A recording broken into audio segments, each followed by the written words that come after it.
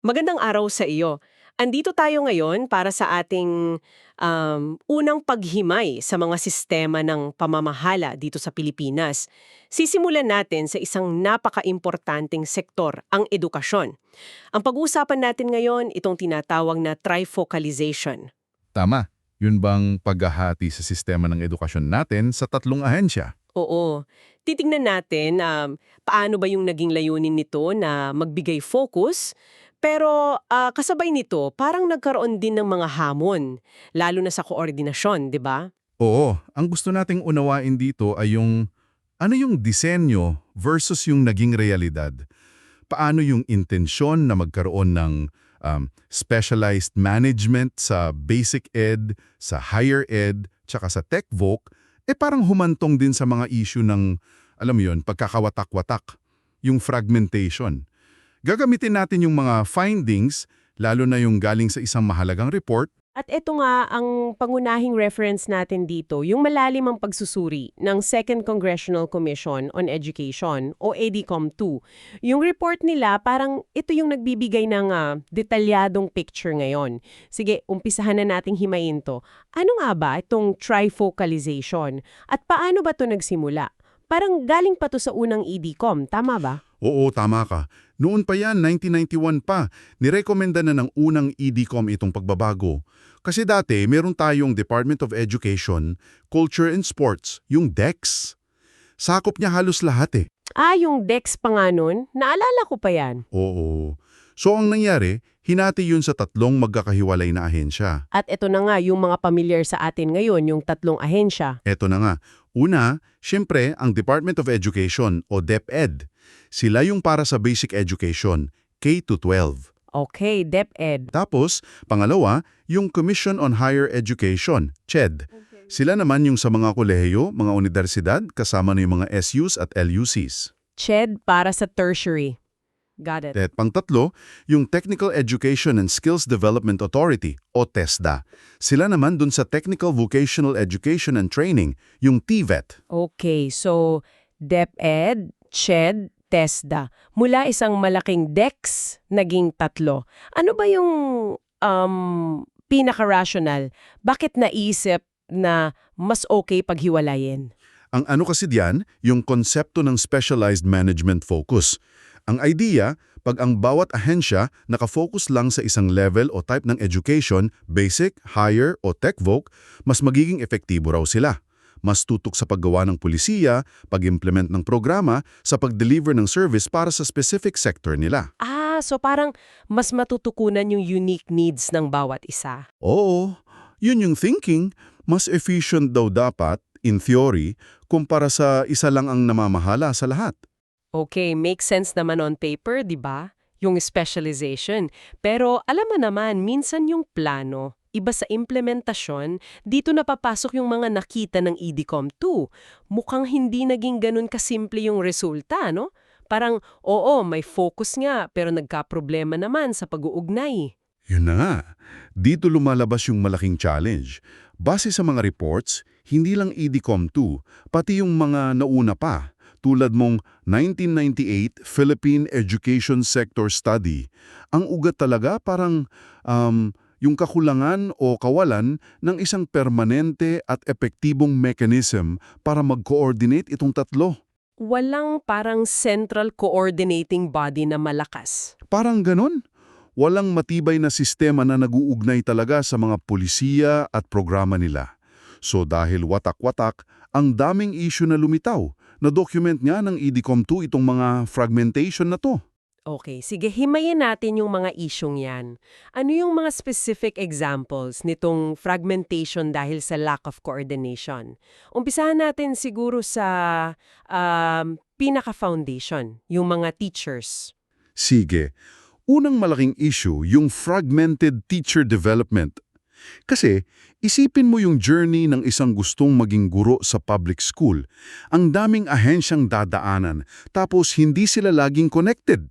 Yung pag-aaral, yung pre-service, nasa ilalim yan ng mga Teacher Education Institutions or TEIs na under ng CHED. Okay, CHED muna. pagka-graduate, kukuha ng lisensya sa PRC, Professional Regulation Commission. Tapos, pagpapasok na sa serbisyo, lalo na sa public schools, sino mag-hire at magmamanage? DepEd naman. Oo. Parang ang daming hand-offs nga na pwedeng magka-issue. Kung di maayos yung training sa CHEDTEIs, apektado yung quality ng kukuha ng exam sa PRC. Tapos apektado rin yung maha-hire ng DepEd. Parang domino effect. Eksakto. At ang masakit pa na nakita ng EDCOM2 yung mismong kalidad ng TEIs. Merong mga institution, parang 77 for elementary at 105 for secondary between 2012 and 2022 na tuloy-tuloy lang yung operation nila kahit zero. As in, wala man lang pumapasa sa LAT galing sa kanila for many years. Teka, zero passing rate pero tuloy pa rin ang operation? Seryoso ba yan? Oo, yun yung finding. Ito yung parang malinaw na insight mula sa report. May problema sa quality assurance ng CHED sa mga TEIs. Paano sila nakakalusot? Paano napapayagang magpatuloy? Hindi naman nakakapag-produce ng lisensyadong guro. Kawawa yung mga estudyanteng nagbabayad dun, di ba? Grabe naman yan. Nakakabahala. Parang, ano yun? Niloloko lang yung mga estudyante at magulang. At nasasayang yung resources? Okay. Ano pa yung ibang epekto nitong lack of coordination? Pangalawa, apektado rin yung disjointed assessment systems. Yung mga national assessments natin, like NAT. Crucial yan para malaman natin kung may natututunan ba talaga yung mga bata, kung efektibo ba yung curriculum. Pero, sabi ng EDCOM2, laging may problema. Mula school year 2016 hanggang 2023, sa 27 na nakascheduled na national assessments, Ilan doon ang natuloy? ito, 13 daw yung na-delay, tapos 11 tuluyang hindi na-administer. Halos kalahati delayed, tapos more than 40% kanselado. Ang laking problema niyan. Paano natin masusukat yung learning kung wala tayong data? Ano daw dahilan? Procurement na naman ba? Yun daw ang isa sa main reasons. Paulit-ulit na issue sa procurement yung proseso ng pagbili ng mga kailangan, like pagprint ng tests, pag-hire ng service providers, bottleneck talaga yan sa gobyerno. Tapos, dagdag pa, kulang daw sa tao yung mismong Bureau of Education Assessment, yung BEA ng DepEd. Kulang sa staff? Oo, meron silang 55 na approved positions, pero 19 daw doon bakante. Hindi napupunan. So mahigit 1/3 ng kailangang tao, wala. Hirap talaga silang gumalaw niyan. At ang resulta, kung laging delayed or cancelada yung assessment, hindi lang natin alam yung totoong estado ng learning, pero hindi rin magagamit for planning, di ba? Exactly. Hindi magagamit yung resultas para sa evidence-based planning sa curriculum, sa teacher training, sa resource allocation, sa pag-identify kung sino yung mga schools na kailangan ng mas maraming tulong. Parang, nagmamaneho ka ng walang ilaw, walang mapa? Malinaw na malinaw yung epekto na yan. Okay, pangatlo daw, tungkol sa resources at staffing. Ano naman yon? Oo, yung resource allocation and staffing issues. Napansin nila na habang lumalaki yung budget ng mga ahensya, hindi naman daw laging nasasabayan ng sapat na staff para ma-implement yung mga programa. Example, yung budget ng CHED lumaki ng 633% mula 2013 to 2023. Grabe yung increase. Wow, 633%. Ang laki. Pero yung total staff nila tumaas lang daw ng 22.7% sa parehong period. Teka, ang layo ng agwat. Paano nila ma-monitor yung daan-daang kolelyo at universidad sa buong Pilipinas kung ganun kanipis yung tao nila lalo na sa regions? Yun nga yung tanong. Ang implication, baka hirap sila sa pag-monitor ng quality, pag-process ng applications, pagbigay ng technical assistance, lalo na sa labas ng Metro Manila. Sa DepEd naman, ang laging reklamo, yung kakulangan ng mga administrative officers sa schools. Tinataya ng EDCOM2, kailangan pa raw ng mahigit 10,000 admin officers. 10,000 pa. At base pa yan sa anong standards? Eto pa. Base pa raw yan sa lumang standards ng DBM nung 1997 pa. 1997. Nako, halos 3 dekada na yon. Siguradong mas marami ng admin work ngayon dahil sa K-12 at iba pa. At sino ngayon ang sumasalo ng trabaho? Sino pa ba? Di yung mga teachers. Sila yung napipilitang gumawa ng admin tasks, reports, enrollment, school data, inventory, minsan pati follow-up sa LGU o division na dapat trabaho ng admin staff. Ang laking oras at energy ang nawawala dito na dapat sana sa pagtuturo na pupunta. Kaya rin siguro nagkaka-teacher burnout. Kaya pala. Yun pala yung ugat nung laging naririnig nating hinaing ng mga guro na overloaded sila sa non-teaching tasks. Okay, gets. Mukhang may pang-apat pa. Oo. At eto, medyo ironic. Pang-apat, yung interagency body overload. Dahil nga watak-watak at kailangan ng coordination, ang naging solusyon, gumawa ng napakaraming interagency councils, task forces, committees. Pero eto mismo, naging problema rin. Paano naging problema? Kasi sobrang dami. Ang DepEd daw miyembro ng at least 64 na ganitong mga bodies. Ang CHED sa 24, ang TESDAS sa 26. 64? Grabe naman yun. Parang meeting na lang ang ginagawa nila buong araw. Anong epekto niyan? Malaking oras at resources ang nauubos. Yung mga top officials na dapat nagpaplano at nagpapatakbo ng ahensya, kailangang umattend ng sunod-sunod na meeting. Tapos ang tanong, effective ba talaga yung coordination dahil dito? O baka nagiging compliance lang? Baka mas nakakaabala pa. Alam mo, para itong yung nakikita natin sa ibang multi-agency setup sa gobyerno. Example, yung sa disaster management. Meron tayong batas, yung PDRRM Act, may NDRRMC na andaming miyembro, DSWD, DILG, DOST, DND, NEDA, lahat na yata nandun. Oo, complex din yun. Pero kahit may council, pag may malaking disaster like Yolanda or Odete, lumalabas pa rin yung mga coordination challenges, 'di ba? Minsan may kalituhan sa command, delay sa tulong, overlapping efforts. Magandang comparison 'yan. Pinapakita na hindi sapat na may council lang. Kailangan malinaw yung mandato, may kapangyarihan, maayos yung proseso. At eto mismo yung sinabi na noong 1998 PESS na binanggit sa EDCOM2 report. Nahirapan na talaga gumawa ng policy para sa buong education sector. Simula nung trifocalization without effective coordination. Matagal ng issue ito. So bottom line, ano ang ibig sabihin ng lahat ng ito para sa ating mga tagapakinig?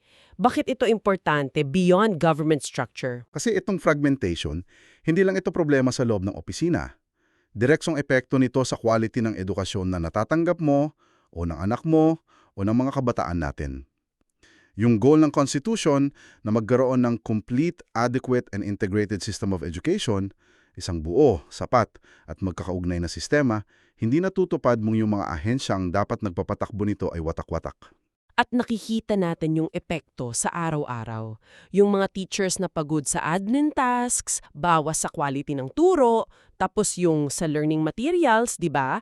Nabanggit din yan. Ayon sa EDCOM2, mula 2012, ilang grade levels lang, grades 5 and 6 lang yata, yung nakatanggap ng kumpletong set ng bagong textbooks para sa K-12. Grabe yung delay. Oo. Ang dahilan daw, yung procurement process, umaabot ka na ng 3 hanggang 5 taon para lang sa isang titulo ng libro. Imaginein mo yun, nag-aaral yung mga bata gamit yung luma o kulang na materyales dahil sa bagal ng proseso. Tapos yung inequity pa, yung hindi pagkakapantay-pantay. Nagiging hindi pantay yung quality ng edukasyon sa iba't ibang lugar. Isa sa factors dyan, yung laki ng diferensya sa pondo galing sa LGUs, yung Special Education Fund or SEF. Yung galing sa real property tax. Oo, dapat gamitin yan para suportahan yung basic education, classroom repair, upuan, computers, teacher training. Pero nakita ng EDCOM2 yung median SEF income ng mga munisipyo nasa 1.6 million lang per year. 1.6 milyon lang, ang liit nun para sa isang buong taon sa isang bayan. Kumpara siguro sa mga mayayamang cities and provinces, ang layo. Malayo talaga.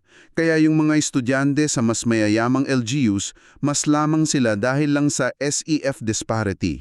Kitang-kita na yung structural issues at coordination problems may real impact sa buhay ng mga bata.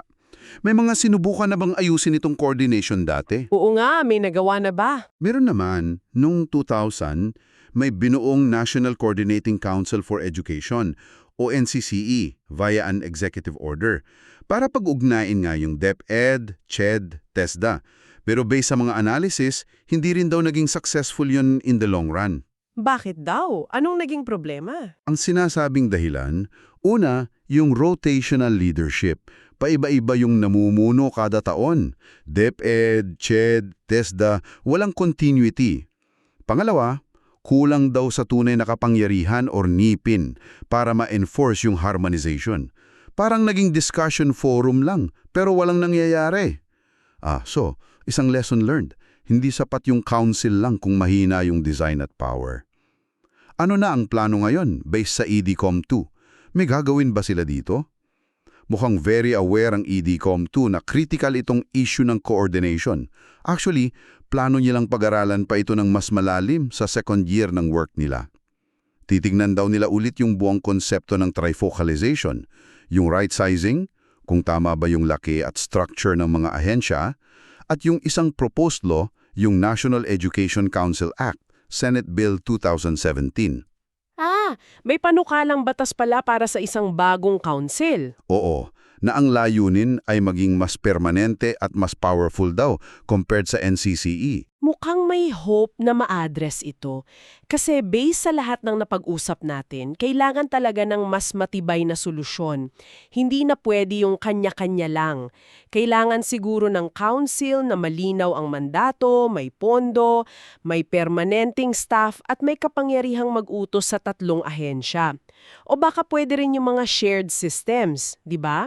Like shared database, common planning framework, o streamlined procurement para sa mga common needs. Basta yung pangmatagalan at gagana talaga. Yun yung essence, makabuo ng tunay na sistema na gumagana together. Hindi lang collection ng hiwa-hiwalay na parts.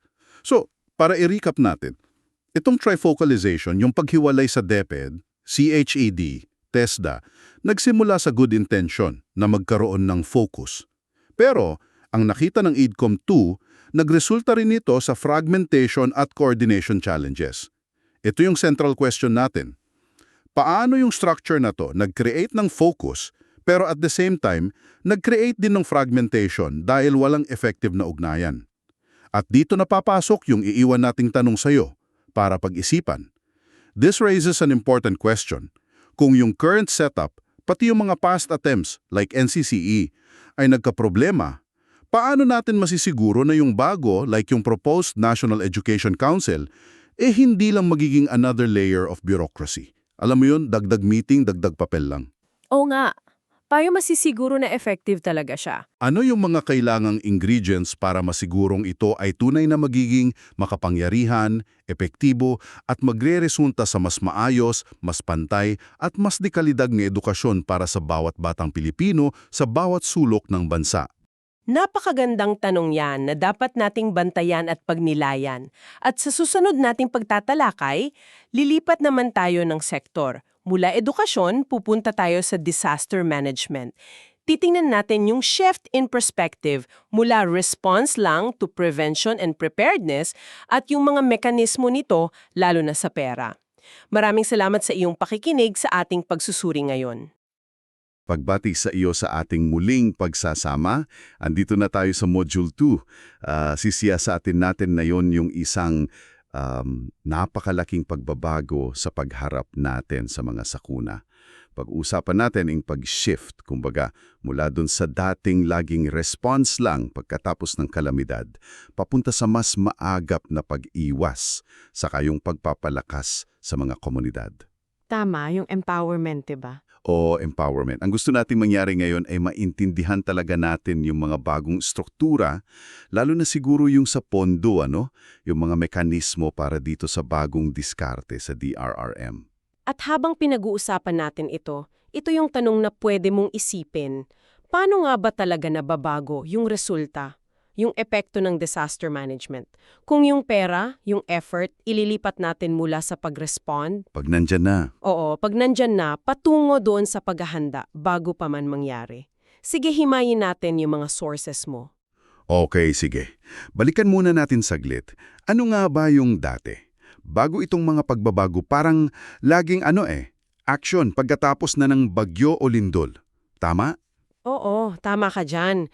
Yung lumang sistema na pinapatakbo ng NDCC, National Disaster Coordinating Council, matagal na yon, 1978 pa, PD 1566. Ang focus talaga noon ay response. Response talaga. Oo, meron namang paghahanda. Siyempre, may response, tapos recovery. Yun yung cycle. Pero aminin natin, yung pinakamalaking effort, tsaka lalo na yung pondo, Yung pera. yung pera, madalas talaga doon na pupunta sa pag-respond pagkatapos na. Parang laging humahabol tayo, di ba? Oo nga, laging reactive. Tapos, ito na, 2010. Nagkaroon ng malaking pagbabago, yung Republic Act 10121. Ito yung Philippine DRM Act. Ayun, napakahalaga niyan. Yan yung naglatag ng bagong framework para sa DRM. Dito na raw pumasok yung sinasabing paradigm shift. Malaking bagay talaga yon kasi ayon mismo sa RA 10121, ang diin hindi na lang yung basta mag-abang tayo ng sakuna tapos re-responde. Mas malalim na. Paanong mas malalim? Ang gusto niya, bawasan yung mga vulnerability, yung kahinaan ng mga tao, ng mga lugar, tapos tugunan yung mga ugat mismo ng tanib, yung root causes. Hindi lang yung simptomas, kundi yung pinagmulan. Tama. Ang gusto niya palakasin yung kapasidad, lalo na sa baba, sa mga lokal na komunidad mismo. At nabanggit mo yung komunidad, isa pa yatang magandang pagbabago, yung pagtingin sa mga vulnerable groups, di ba? Hindi na lang sila biktima. Oo, hindi na lang sila passive recipients ng tulong. Kinikilala sila bilang agents of change. Pwede silang maging bahagi ng solusyon. Wow, at pati yung council lumaki. Mula 19 members sa NDDC? Oo, naging 44 na miyembro na sa NDRRMC. Mas maraming ahensya, mas maraming sektor ang kasama. Mas holistic kumbaga. Mas maraming boses. Tapos, para masigurong nasa baba ang action, may mga LDRMC na Tama, itinatag yung mga local DRRM councils mula barangay, municipal o city, provincial hanggang regional. Ang idea, mas malapit sa tao yung pagpaplano, mas angkop sa sitwasyon nila. Yun yung bottom-up na sinasabi. Okay, bottom up. Ngayon, punta tayo sa pera. Kasi alam mo na, kailangan ng pondo para gumana lahat yan, di ba? Ano yung mekanismo sa RA 10121 para dito? Ito yung talagang interesting part. Inuobliga ng batas lahat ng LGU, local government units, na maglaan ng at least 5%. 5% ng regular na kita nila para sa LDRRM fund. Hindi pwedeng hindi. Mandato talaga. Oo, mandato, hindi bababa sa 5%. Malaki-laki na rin yan kung iisipin mo. Pero ito yung tanong, paano hinahati yung 5% na yan? Dito ba makikita yung sinasabi mong paradigm shift? Tumpak! Dito pinakamalinaw. Kasi sa 5% na yan, 70%, 70% dapat ilaan para sa pre-disaster measures. 70%. Ano yung mga kasama sa pre-disaster? Yan yung para sa prevention, pag-iwas na magkaroon pa ng bagong panganib, mitigation, pagbabawas ng epekto ng existing hazards like retrofitting ng buildings, at preparedness, yung paghahanda, mga drills, warning systems, pag-e-educate sa tao. Lahat yan ginagawa bago pa dumating ang sakuna. Okay, 70% para sa paghanda at pag-iwas. So yung natitirang 30%. Yung 30%, yan yung tinatawag na Quick Response Fund o QRF. Ito naman yung gagamitin pagkatapos na para sa relief, sa tulong sa mga naapektuhan, mga pangangailangan agad pagkatapos ng disaster. So baliktad na nga. Mas malaki na yung para sa pag-iwas. Kitang-kita sa hati. Structural talaga yung pagbabago. Oo, structural shift talaga. Nasa disenyo mismo ng pondo. Sige. Ang ganda pakinggan ng disenyo, di ba? May batas, may pondo, may malinaw na hatit na pro-prevention. Parang ang ganda ng plano. Pero ito na. Ano yung sinasabi ng datos? Yung mga pag-aaral na kasama sa sources mo, ano yung nangyayari talaga sa baba? Nagagamit ba yung 70% na yan? Ito na nga yung medyo nakaka-alarma. Merong isang pag-aaral, yung Policy Institutional and Expenditure Review. Sinuri nila yung paggamit ng LDRRMF mula 2010 hanggang 2020. 10 taon din yun. Ano nakita nila? Ang nakakagulat, napakataas daw ng porsyento ng hindi nagagamit na pondo.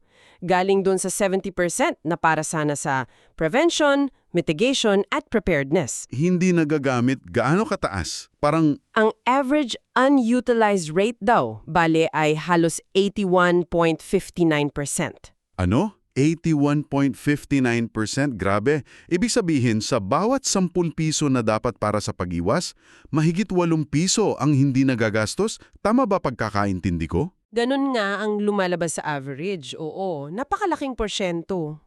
Nakakaloka? Yung pondong para sana pampatibay, pang-edukasyon, pang-warning system, hindi nagagalaw. Mukhang ganun ang mangyayari sa maraming LGU. Samantalang yung 30% na QRF, yung pang-response, mas mataas daw ang utilization rate nun, lalong-lala na kapag may malalakas na bagyo gaya nung Yolanda nung 2013. Teka, parang bumabalik tayo sa dati. Kahit malaki yung budget sa papel para sa prevention, sa totoong buhay, mas nagagastos pa rin yung pang-response. Reactive pa rin. Mukhang yun yung tendensya based sa spending patterns at may mga tinitingnang posibleng dahilan kung bakit ganito. Nakalista yan sa mga material mo. At ang kwela, yung ibang dahilan, parang narinig na rin natin sa ibang sektor. Parang may mga kaparehong issue sa edukasyon, di ba? Based dun sa EDCOM2 report. Oo, yung EDCOM2. Ano yung mga dahilan na yan na lumalabas dito sa DRRM? Pwede nating igrupo. Una, yung mga issue sa proseso. Nandyan yung procurement bottlenecks.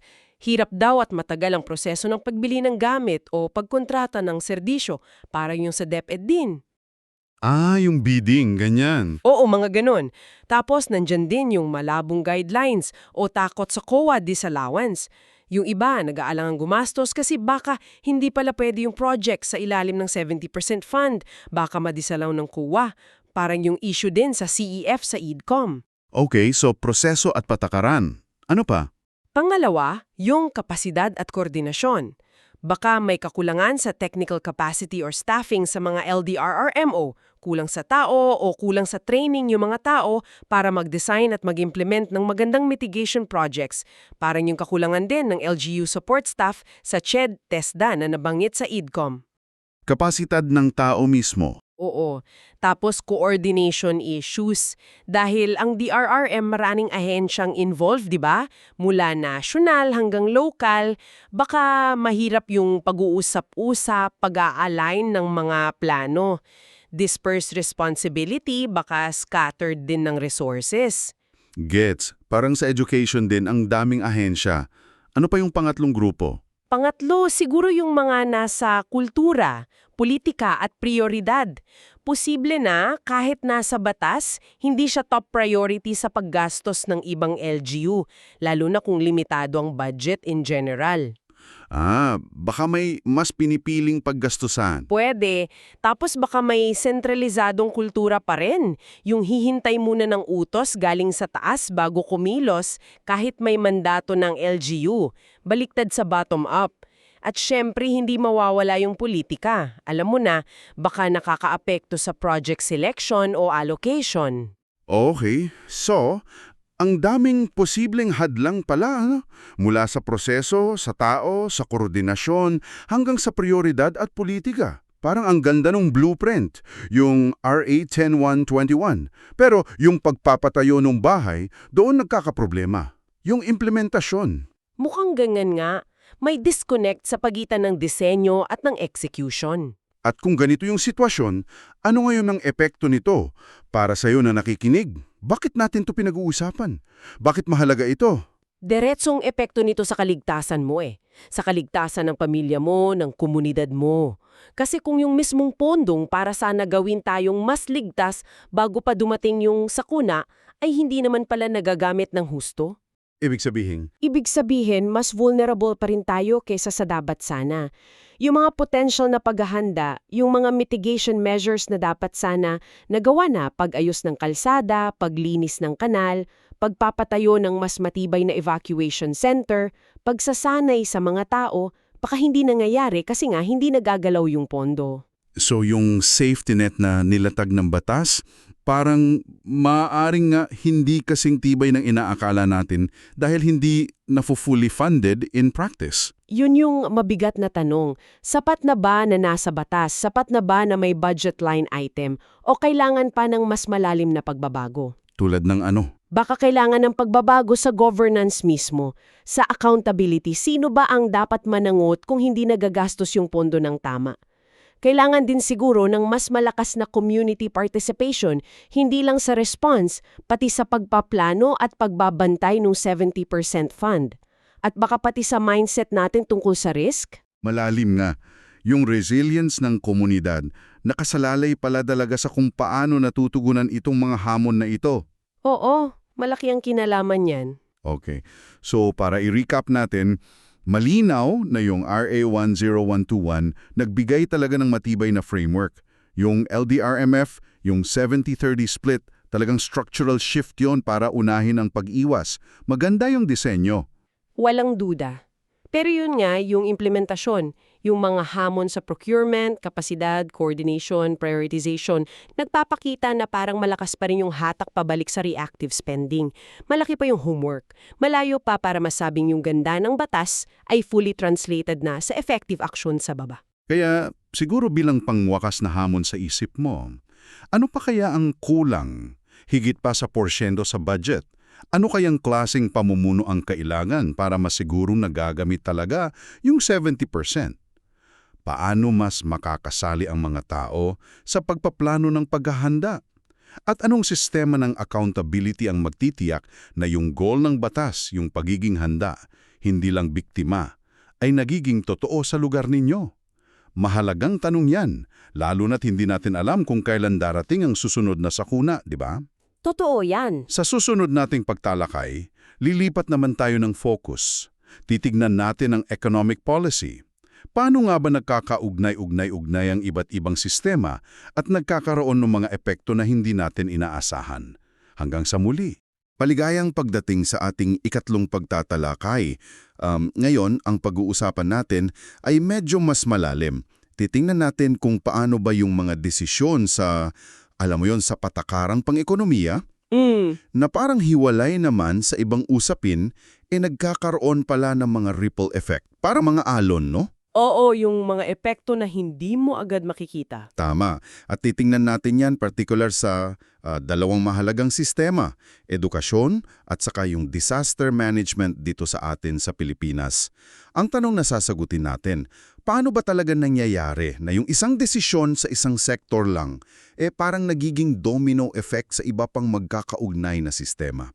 Madalas, hindi pa natin inaasahan yung resulta. Yun nga, yung unintended consequences. Ano nagkakabit-kabit ang mga sistema? Paano yung isang galaw sa ekonomiya nakakaapekto sa lapis ng estudyante o di kaya sa paghahanda natin sa bagyo? Oo, mahalaga yan. Gagamitin natin yung mga material, no? Yung EDCOM 2 report. Oo, yung galing sa EDCOM2, tapos may mga pag-aaral din tungkol sa nutrisyon na may connection pala, pati data sa disaster management. Marami-rami tayong sisipatin. Ang goal natin, hindi lang malaman kung ano ang nangyayari, pero mas importante, bakit at paano sila magkakakonekta. Okay, game ka na. Himayin na natin to. Sige. Simulan natin. Okay, simulan natin sa isang bagay na baka naranasan mo na o nating lahat. Yung biglaang deklarasyon ng unplanned public holiday. Akala natin, yes, pahinga. Bonus, no? Oh, bonus. Pero alam mo ba, ayon sa isang report ng Arangkada Philippines, itong mga to ay nagdudulot ng untold havoc. Grabe yung term, no? Matinding perwisyo raw, lalo na sa ating mga financial clearing system. Teka, ano ba muna tong clearing system na to? At bakit havoc agad? Yan. Magandang tanong yan kasi hindi to masyadong napag-uusapan. Bale, yung financial clearing system, isipin mo yung PhilPass. Ito yung parang SLX or NLEX ng malalaking pera transfer sa pagitan ng mga bangko. Dito dumadaan yung bayaran ng mga malalaking kumpanya, pag-process ng mga cheque, pati yung mga payroll ng marami. Okay. Mahalaga pala. Oo, napakahalaga. Ngayon, kapag may unplanned holiday, parang biglang nagsara yung expressway ng walang abiso, anong mangyayari? Yun nga, untold havoc. Pwedeng madelay yung sweldo mo, pwedeng hindi makapagbayad yung kumpanya sa supplier on time, pati yung mga remittances na galing abroad, pwedeng maipit. So hindi lang siya simpleng walang pasok. Wow. So talagang apektado yung mismong makina ng ekonomiya natin, no? Kahit isang araw lang. Oo, isang araw ng pagka-disrupt. Pero bakit ganun kalaki yung epekto pag unplanned? Paano pag Pasko o Bagong Taon na planado naman? Kasi yung susi dyan, paghahanda. Kapag planado, yung mga bangko, yung BSP, yung mga negosyo, nakakapag-adjust na sila. Nag-aabiso sila na may make sure nila na yung mga critical transactions nagagawa na in advance or may contingency. Pero pag biglaan, wala. Para kang nagda-drive tapos biglang may roadblock. Siguradong traffic, di ba? O nga, no? Ipinapakita nito yung sinasabi nating systemic interdependence, yung desisyon sa holiday na parang labas naman sa mundo ng finance, direkta palang tumatama sa katataganan ng sistema ng pananalapi natin. At pinapakita rin nito kung gaano ka-importante yung predictability, yung alam mo kung ano ang mangyayari para sa maayos na takbo ng ekonomiya. Malinaw na malinaw yan. Isang tila maliit na bagay pero ang laki ng epekto. Okay, lipat tayo ngayon sa isang mas malaking sistema na laging mainit na usapin, edukasyon. Tingnan natin yung pondo gamit yung isa sa sources mo, yung EDCOM2 Year 1 Report. Pag-usapan natin yung Special Education Fund o SEF. Ano ba ang mga pangunahing nakita ng EDCOM2 tungkol dito? Ang isa sa pinakamalaking finding dyan ayon sa EDCOM2 ay yung tinatawag nilang marked disparity. Sobrang laking pagkakaiba raw ng kita mula sa SEF sa pagitan ng iba't ibang klase ng LGU ang nakukuhang SF. Yung median SF income nila nasa 1.6 million lang. 1.6 million? Parang maliit nga pag LGU ang pinag-uusapan. Maliit talaga, lalo na kung ikukumpara mo. Katumbas lang daw yan ng 4%, 4% ng median SF income ng mga syudad at probinsya. 4% lang, grabe ang agwat. Oo, at hindi pa dyan nagtatapos. Kahit sa loob mismo ng mga munisipalidad, depende pa sa income class. Yung mga first income class na munisipyo, yung SEF nila, 68 times. 68 times? Oo, 68 times na mas malaki kaysa sa SEF ng mga sixth income class na munisipyo. So isipin mo na lang yung estudyante sa isang sixth class municipality versus doon sa isang mayaman na siyudad. Ano kayang itsura ng classroom nila, no? Naku, nakakalulay ang pagkakaiba niyan. Ano bang direktang epekto niyan sa mismong pag-aaral ng bata? Ang pinakadirektang epekto niyan ay inequity. Hindi pagkakapantay-pantay sa resources. Kasi yung SEF galing yan sa 1% additional real property tax, di ba? Dapat sana pandagdag yan sa budget para sa mga pangangailangan ng public schools. Oo, para sa mga libro, upuan, classroom repair. Tama. Ngayon kung kakarampot lang yung SEF ng LGU mo, edi kulang din yung pondo para sa mga yan. Baka kulang yung libro, baka siksikan sa classroom, baka walang computer, walang maayos na palikuran. Samantalang yung LGU na malaki ang SEF, mas marami silang pwedeng ibigay, mas magandang pasilidad, mas kumpletong gamit. So, malaki talaga ang epekto sa quality ng education na natatanggap? Oo, malaking malaki. Nakakaapekto yan sa learning outcomes mismo. Pero bukod sa laki o liit ng pondo, may iba pa bang issue na nakita ang EDCOM2 regarding SEF? Parang nabanggit din doon yung paggamit, yung utilization. Oo, tama ka. Hindi lang yung laki ng pondo ang issue, kundi pati yung pamamahala o paggamit. Nakita ng EDCOM2 na may problema sa utilization. Meron daw 11% ng mga LGU na 10% lang or mas mababa pa yung nagagamit nila sa SEF nila. Ha? Bakit naman ganun kababa? Sayang yung pera kung hindi nagagamit. Well, maraming posibleng dahilan. Isa na dyan yung mga limitasyon mismo sa batas kung saan lang pwedeng gastusin ng SEF. Hindi pwedeng ipang sweldo sa mga regular teachers, halimbawa. Tapos, baka yung proseso ng budgeting at procurement medyo komplikado para sa ibang LGU. May nabanggit ka rin dati tungkol sa local school board, yung LSB. Oo, yung LSB kasi ang nagde-decide kung paano gagastusin yung SEF. Pero nakita ng EDCOM2 na madalas kulang o walang representative yung sektor ng Early Childhood Care and Development o ECCD. So baka hindi nabibigyan ng sapat na atensyon yung pangangailangan sa preschool. At hindi na maiwasan yung usapin ng posibleng political influence sa desisyon ng board. Nako, so talagang complex, no? Hindi lang pera-pera. Oo, yung kakayahang pang-ekonomiya ng LGU dictates the potential fund size. Pero yung governance ng fund na yun ang magdedetermine kung paano siya mapapakinabangan. Talagang magkakabit-kabit mula sa buwis, sa pondo hanggang sa aktual na gamit sa classroom. Okay. Ngayon, isa pang mabigat na hamon sa edukasyon na binigyan din ng EDCOM2, yung kalidad ng ating mga guro. Meron silang mga datos na medyo nakakabahala Alin dun? Yung sa LET, oo, yun nga. Nakakagulat yung numbers. Sabi sa report, sobrang baba daw ng average passing rate sa Licensure Examination for Teachers o LET. Mula 2009 hanggang 2023, average lang daw na 33% sa elementarya at 40% sa sekundarya. Wow! So, mas marami pa yung hindi pumapasa. Oo, at ito pa, yung mas matindi. Meron daw 77 na teacher education institutions, mga college na nag-o-offer ng education course para sa elementarya, at 105 naman para sa sekundarya. Natuloy pa rin daw ang operasyon kahit zero ang passing rate nila sa LET. As in, wala ni isang pumasa galing sa kanila sa loob ng isang dekada, mula 2012 hanggang 2022. Grabe naman yun. Zero talaga for 10 years? Paanong nangyari yun? Yun nga Anong sinasabi nito tungkol sa sistema natin ng pag-train ng mga guro? Service education. Yung training na natatanggap ng mga magiging guro bago pa sila pumasok sa serbisyo. Parang quality control issue? Pwedeng ganun. Tinatanong natin, ano ba yung kalidad ng turo sa mga TEIs na yan? Sinusunod ba yung standards ng CHED? Bakit sila nakaka-operate pa rin kung ganyan ang resulta? Systemic yan Kailangan ng masusing pagtingin at reforma sa teacher education mismo. Okay, malinaw yung problema sa teacher training. Pero bakit natin to dinidikit sa usapang pang-ekonomiya? Anong koneksyon ng LET passers sa GDP, kumbaga? Napakalaki ng koneksyon yan.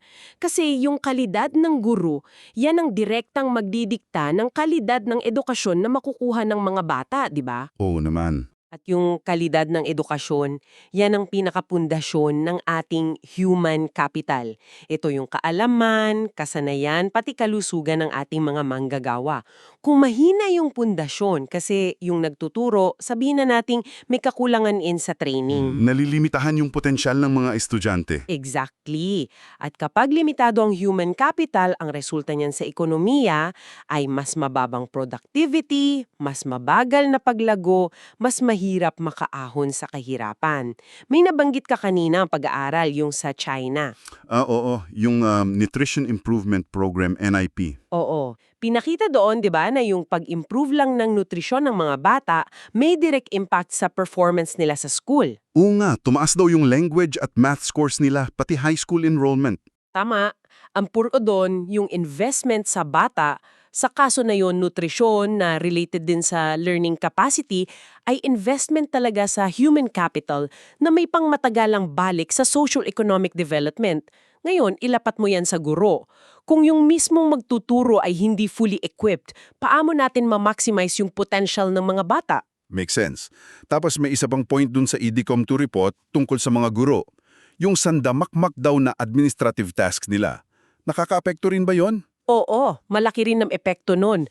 Kasi imbes na nakafocus sila sa pagtuturo, paghanda ng lesson plan, pag-assess sa estudyante, nauubos daw yung oras nila sa pag-fill up ng forms, paggawa ng reports, at kung ano-ano pang administrative work. Bakit? Kasi kulang daw yung support staff sa mga eskwelahan. So, nababawasan yung oras nila sa actual teaching. Oo, dagdag na pabigat pa yun sa kanila. So, hindi lang issue yung pagpasok sa profesyon, pati yung suporta pag nasa loob na sila. At lahat yan, ultimately, may epekto sa human capital natin at sa ekonomiya. Ay, kitang-kita talaga ang mga connection, no? Okay, Punta naman tayo sa huling sistema na titignan natin. Disaster Management or DRRM. Alam naman natin, disaster hotspot ang Pilipinas. Meron tayong batas, yung RA 10121 or DRRM Act. May mga councils tayo mula national hanggang barangay level. Ngayon, paano pumapasok dito yung usapin ng patakarang pang-ekonomiya? Mukhang sa pondo rin ang isang malaking link, tama? Tama ka dyan. Critical dito yung Local DRRM Fund o LDRRMF. Sabi ng batas, dapat maglaan ang mga LGU ng at least 5% ng estimated revenue nila from regular sources para dito. So, yung laki ng pondo depende sa yaman o sa kita ng LGU? Oo, direktang nakalink sa economic capacity ng LGU. Kung mas malaki ang kita ng LGU, theoretically, mas malaki ang LDRRMF niya. Pero, Hindi lang yun ang buong kwento. ano pa? May problema din sa paggastos nito, katulad ng SEF? Mukhang gano'n lang nga. May isang pag-aral na kasama sa sources mo yung sumuri sa policy, institutions at expenditures ng DRRMF dito sa atin. Ang nakita nila is sobrang baba daw ng average utilization rate ng LDRRMF. Gaano kababa? Nasa 17% lang daw. 17. 17% lang. So 83% hindi nagagalaw. Bakit naman? Sayang yun, lalo na sa panahon ng sakuna. O nga ang mga tinitingnan dahilan. Una, baka hindi raw malinaw sa ilang LGU yung guidelines kung saan ba talaga pwedeng gastusin yung pondo, lalo na yung 70% na para dapat sa prevention, mitigation at preparedness. Yung 30% kasi, quick response fund yun. Mas madaling gastusin pag may disaster na. So mas mahirap gastusin yung pang-prevention. Parang ganon. Pangalawa, yung nabanggit mo kanina sa SEF, yung takot sa COA disallowance. Baka nag-iingat masyado yung iba na gumastos kasi baka ma-question. Pangatlo, baka hindi rin siya top priority sa budget ng ibang LGU, lalo na kung matagal nang walang major disaster sa area nila. Mas uunahin nila yung ibang basic services. Ang resulta? Yung pondo na para sana sa paghahanda, pagpapatibay ng building, pagbili ng gamit, training, hindi nagagamit ng husto. Yun na nga, malaking pondo ang natutulog na dapat sana ay nagagamit para mabawasan ng risk. Tapos, may nabanggit pa yung World Bank document tungkol sa Mandanas ruling. Paano yun nakaapekto? Di ba dapat mas lumaki ang pondo ng LGU dahil doon? Oo, lumaki nga yung NTA, yung dating IRA. So, mas malaki yung base ng kita ng LGU na ibig sabihin, mas malaki rin yung potential 5% para sa LDRRMF. Kaya lang... May kaya lang. Oo. Kasi kasabay ng paglaki ng pondo ay yung pag-devolve din ng mas maraming responsibilidad sa mga LGU.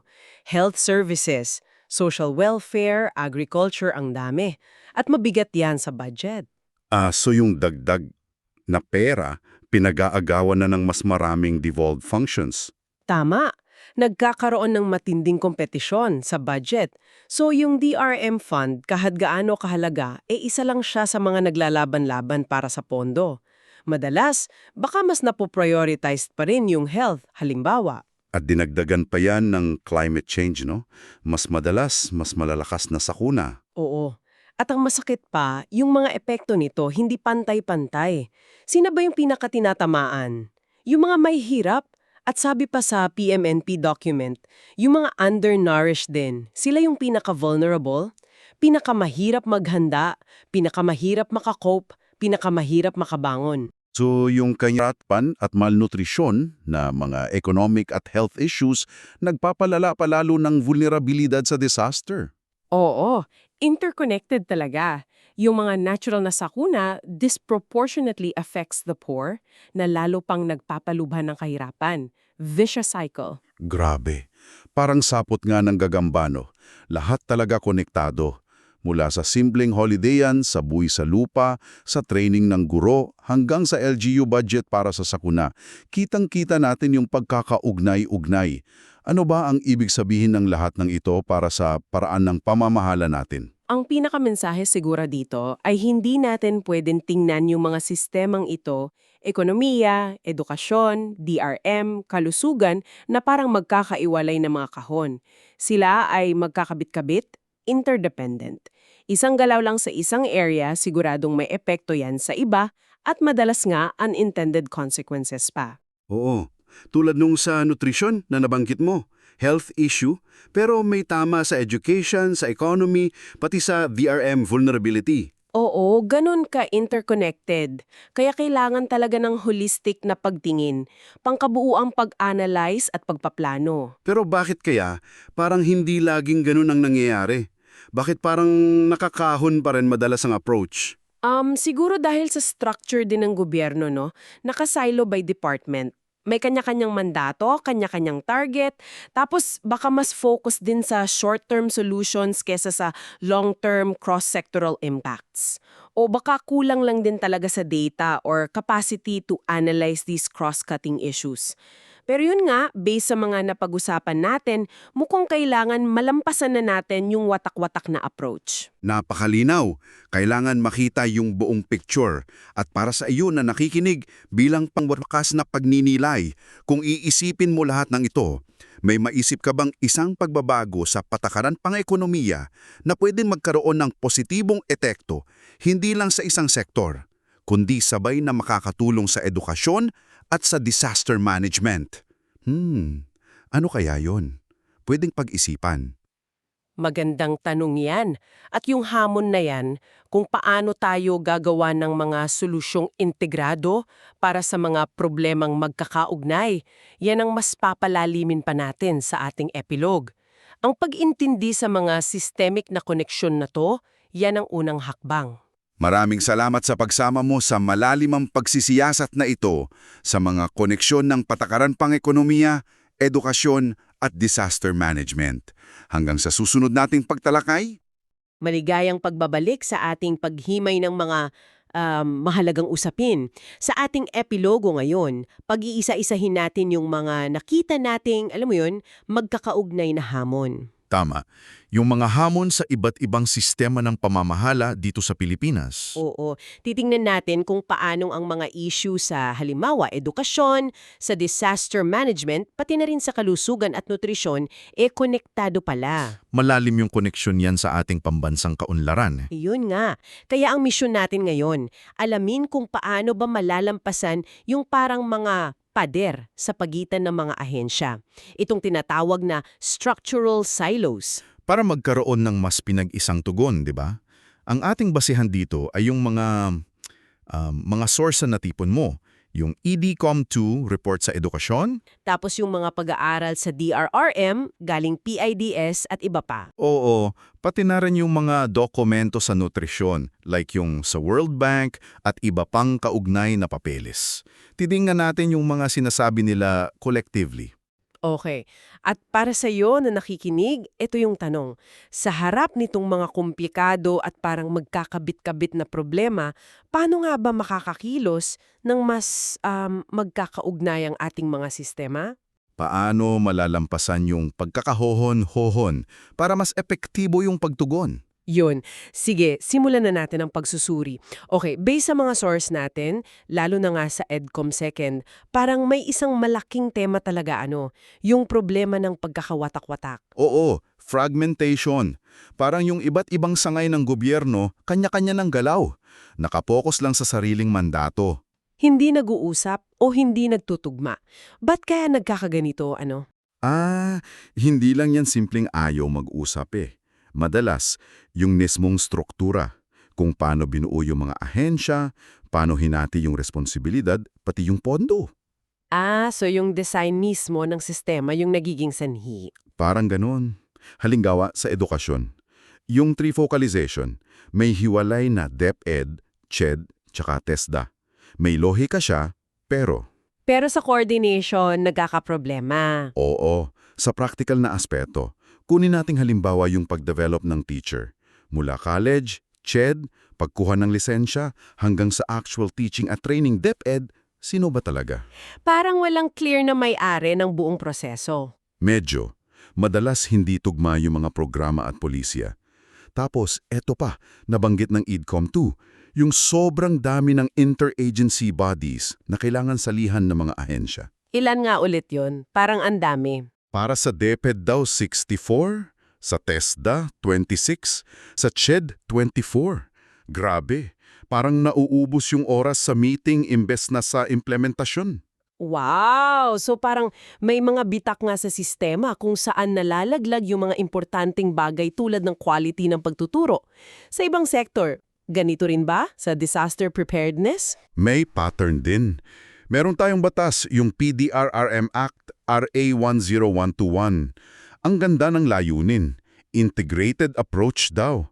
Pero yung NDRRMC, Yung National Council. oo, 44 na miyembro. Ang dami. Maganda yung intention na kasama lahat, pero sa actual na response, lalo na pag malaki yung sakuna. Nagiging mabagal yung desisyon, mahirap mag-coordinate. Parang ganun. Tila nalulusaw yung responsibility at accountability kasi ang daming involved.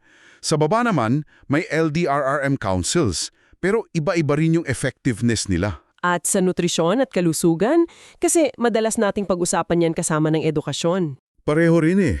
Ang daming ahensya may programa para sa nutrisyon, DOH, DSWD, DPED, NNC. Pero madalas, hindi sila sabay-sabay or coordinated sa isang lugar o pamilya. Parang kanya-kanyang initiative lang. Medyo. Tapos, nandyan pa yung hamon ng decentralization. Oo na may power ang LGU, pero nagre-resulta din sa hindi pantay na serbisyo. Depende sa LGU. Depende sa kakayahan at priority ng local government. Oo, at ito pa, yung critical na problema. Kulang sa pinag-isang datos. Paano natin malalaman kung sino ba talaga ang dapat tulungan? O kung effective ba yung ginagawa natin kung watak-watak din ang info? Sige, gets ko yung problema ng fragmentation. Ngayon, ano yung epekto nito sa atin sa pang-araw-araw? Siguro yung mga plano na hindi nangyayari? Kumpak. Yun yung implementation gap. Maganda sa papel, pero sa baba sa implementation, ang daming harang. Sa edukasyon, nabanggit ng EDCOM 2, yung budget meron. Pero yung pagbili ng libro? Sobrang tagal daw. Oo. Bilyon-bilyon yung pondo, pero kakarampot lang nagagamit dahil sa bagal ng procurement. Paano yung mga bata? Di ba? Kawawa naman. Sa DRRM, meron din ganun? Meron. Kahit may mga plano yung LGU, may study yung DILG na nabanggit sa isang source na mababa pa rin daw yung preparedness level ng marami. Mga 23% lang daw. Naku, ang baba nun. Tapos naalala mo yung Yolanda? Isa sa mga tinitingnang issue doon, yung communication. Yung hindi raw naging malinaw yung babala tungkol sa storm surge. O nga, grabe yun. So, eto yung mga halimbawa ng gap. May sistema pero parang hindi fully functional, lalo na sa critical na oras. Yun na nga. Okay. Ngayon, dito siguro papasok yung usapin ng pera. Kung watak-watak yung sistema, saan napupunta yung pondo? Nagagamit ba ng tama? Pantay ba? Dito talaga masakit yung katotohanan ng inequality. Tingnan mo yung Special Education Fund, yung SEF, galing sa AMYAR. Yung sa real property tax. Oo. Sabi ng EDCOM 2, sobrang laki ng agwat ng SEF ng mayayamang siyudad at probinsya kumpara sa mga munisipyo, lalo na yung mga mahihirap. Gaano kalaki yung agwat? May comparison doon na yung isang first-class municipality, halos 70 times daw ang SEF kumpara sa isang sixth-class municipality. Grabe. 70 times? Oo. Ibig sabihin, yung kakayahan ng LGU na suportahan yung basic ed, pambili ng libro, ayos ng classroom, suporta sa teachers, nakadepende kung gaano kayaman yung lugar mo. So, hindi pantay yung starting line para sa mga bata. Kung taga-mahirap kang LGU, mas konti yung local support na makukuha mo. Parang ganun yung lumalabas sa datos. Hindi pantay ang oportunidad. Nakakalungkot yan. Paano naman sa pondo para sa sakuna, yung LDRMF? May sarili ring kwento yan. Yung local DRMF fund, 5% yan ng kita ng LGU. Pero, eto, nakakagulat yung study ng PIDS. Ano yung nakita nila? Sa maraming rehiyon, sobrang baba daw ng average utilization rate. Mga 17% lang daw. 17%? Bakit kaya? Hindi ba kailangan? O Hindi naman siguro dahil hindi kailangan. Baka. Baka may problema sa pagplano, sa paggastos, baka kulang sa technical capacity yung LGU, o hindi malinaw yung guidelines. Maraming posibleng dahilan. Okay. Hindi lang basta walang pera, kundi baka pati sa paggamit may issue. Sa national level, kumusta yung Fundo for Calamities? Yung mga Calamity Fund, Quick Response Fund, QRF, madalas ang dating ay reaktibo. Ginagamit after the disaster for relief and rehab. Hindi masyado sa prevention or preparedness. Mas less yung focus dun sa actual na paggamit. Based sa ilang reports, may mga issue pa nga raw sa paggamit ng QRF ng ibang ahensya na hindi nasusunod yung mismong rules. So pati sa national level, may challenges din sa coordination at accountability. Okay, malinaw na yung mga problema sa implementasyon at pondo. Ngayon, ano yung pinakamatinding tama nito? Saan ito pinaka nakakaapekto? Siguro sa tao mismo, sa kakayahan natin? Eksakto, sa ating human capital, sa kakayahan, kalusugan, kaalaman ng bawat Pilipino. Kasi lahat to, edukasyon, kalusugan, DRM, konektado eh. At pag may problema dito, hadlang sa pagunlad. Lalo na siguro yung nutrisyon, no? Kasi pundasyon yon. Oo, talamak pa rin yung stunting sa Pilipinas. Sabi ng World Bank, hindi lang to health issue, economic issue din. Mga 1.5% daw ng GDP natin ang nawawala kada taon dahil sa epekto ng undernutrition. Ang laki nun, 1.5% of GDP. Tapos yung Human Capital Index natin nasa 0.52 lang. Parang sinasabi nun na yung potensyal ng isang batang Pinoy, kalahati lang ng kaya yang maabot kung sapat yung health at education niya. At dahil nga mahina yung pundasyon sa kalusugan, apektado rin yung pagkatuto, yung quality ng education. Diretso, yung watak-watak na teacher development na napag-usapan natin kanina, isa lang yun sa factors. Nakita ng EDCOM2 yung mababang LET passing rates for many years. Na sign ng problema sa quality. Oo, at pag mahina ang quality ng education, hindi lang sa trabaho apektado, pati yung pagiging economically resilient natin, yung kakayahang bumangon sa pagsubok like job loss o pagtaas ng presyo, pati kahandaan sa sakuna, apektado rin. Lahat pala talaga konektado. Grabe eh. Magkakaugnay talaga. Sige. So, kung ganyang kalalim at kalawak yung problema ng silos, may pag-asa pa ba? May mga paraan ba or modelo para malampasan ito? Ano sabi ng mga sources natin? Meron naman, dito papasok yung idea ng integrated governance or pinag-isang pamamahala. Kailangan ng mga konkretong mekanismo para magtugma yung plano, pundo at aksyon. Hindi lang basta usap-usap. Oo. At ang interesting dito, yung mismong sektor ng nutrisyon parang nagbibigay ng example kung paano to pwedeng gawin. Talaga? Paano yon? Tingnan natin yung Philippine Multisectoral Nutrition Project or PMNP, yung suportado ng World Bank. Ang design niya mismo nakafocus sa multisectoral convergence. Convergence. Pag-combine. Oo. Pinagsasama-sama sa iisang platform yung mga serbisyo mula sa iba't ibang sektor na kailangan para sa nutrisyon ng bata sa first 1,000 days. Kasamang health services, wash, water sanitation, hygiene. Pati yung malinis na tubig at palikuran. Oo. Tapos social protection like yung 4Ps at Early Childhood Care and Development o ECCD. Ang focus ay sa mga LGUs at hangwi ito sa mga naging successful na experience sa ibang bansa like Peru. Na napapababa nila yung stunting. Oo, gamit yung ganitong pinag-isang approach. Hindi lang siya programa ng iisang ahensya, kundi pinagtutulungan. Mukhang maganda nga ang modelo yan. Pero ang tanong lagi, gaano kadali yan ipakupad dito sa atin? Lalo na't nabanggit mo kanina yung mga dating attempts na hindi masyadong nag-work like yung NCCE. Yun yung challenge. Critical na tanong yan. Hindi sapat yung modelo. Kailangan ng mga enabling factors para gumana at maging sustainable. Una, kailangan talaga ng effective na coordinating bodies. Yung magpapatakbo ng coordination.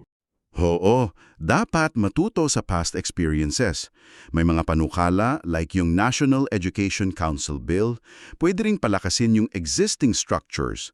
Sa PMNP, ginagamit nila yung IATF on Zero Hunger.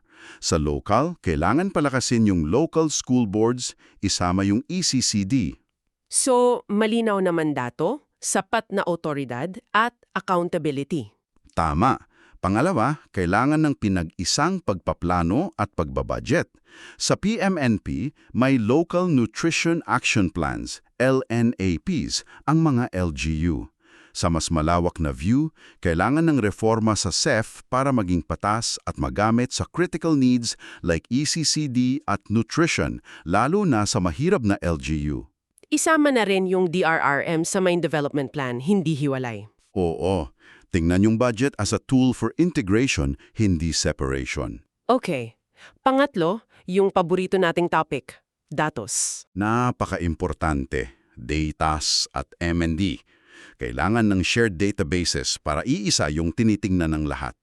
Maganda yung call ng EDCOM2 for a universal ECCD database na magsasama ng data from DOH, DSWD, ECCD Council, DepEd. Para alam kung nasaan yung mga bata at ano ang kailangan nila. Mismo. At kailangan ng matatag na M&E systems. Focus din yan ng PMNP at laging recommendation sa DORM. Ang point, gamitin ang datos para matuto, mag-adjust at masigurong nakakarating yung tulong. Okay. Coordination, integrated planning and budgeting, data. Ano pa? Pang-apat at pundasyon siguro ng lahat, community participation, yung bottom-up approach. Pakikilahok ng komunidad? Oo, sila yung nasa ground eh. Sila ang nakakaalam ng needs nila. Dapat kasama sila sa pagplano at pagpapatupad. Idinidiin yan sa DORM studies at ginagawa sa PMNP through community block grants. Direct funding sa barangay para sa priority projects nila. Kailangan ng konkretong pagbabago. Oo. Mas matibay na coordination mechanisms, patas at nagtutugmang plano at budget, mas mahusay na paggamit ng datos, tsaka yung aktibong partisipasyon ng community. At higit sa lahat, yung pagkilala na konektado talaga ang lahat. Kalusugan, edukasyon, ekonomiya, disaster preparedness. Hindi pwedeng hiwa-hiwalay. Dapat gumagana sila ng sabay-sabay para sa tunay na pag-unlad. At para sa iyo na nakikinig, ito siguro yung pwedeng pag-isipan. Itong mga natutunan natin sa pamamahala dito sa Pilipinas, paano mo kaya ito maiuugnay sa ibang larangan o sa ibang bansa? May pagkakatulad ba o pagkakaiba na pwedeng magbigay ng bagong ideya? Oo, pagnilayan mo. At bilang final challenge sa iyong pag-iisip, subukan mong mag-formulate ng isang konkretong ideya, isang pulisiya o programa na sabay-sabay tutugon sa issues ng edukasyon, disaster management at economic development dito sa Pilipinas. Ano kanyang itsura nun? Paano siya gagana ng integrated talaga? Yung hindi mauuwi sa fragmentation ulit. Isang bagay na sulit pagnilayan, di ba? Maraming salamat sa iyong pagsama sa ating pagtatalakay ngayon.